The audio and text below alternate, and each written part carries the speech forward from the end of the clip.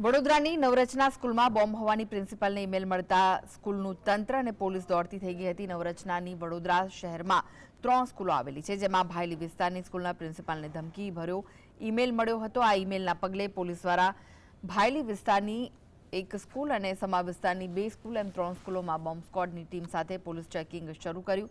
નવરચનાની 3 સ્કૂલમાં પોલીસ અને bomb સ્ક્વોડની team દ્વારા ચેકિંગ કરવામાં આવી રહ્યું છે। બસ સહિતના વાહનો અને આસપાસના વિસ્તારમાં ચેકિંગ થઈ રહ્યું છે।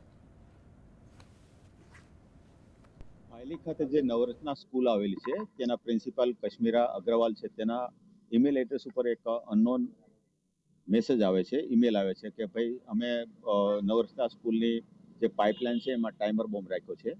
આ બાબતની કંટ્રોલને જાણ થતાં કંટ્રોલે તમામ યુનિટ છે, બોમ્બ સ્ક્વોડ છે, સાયબર ક્રાઇમ છે, લોકલ પોલીસ છે, ડીસીબી, એસઓબી તમામ પોલીસ અહીંયા પહોંચી ગઈ છે અને તમામ દ્વારા બંને સ્કૂલોનું છે તો આપણે અહીંયા ચેકિંગ કરવામાં આવેલ છે।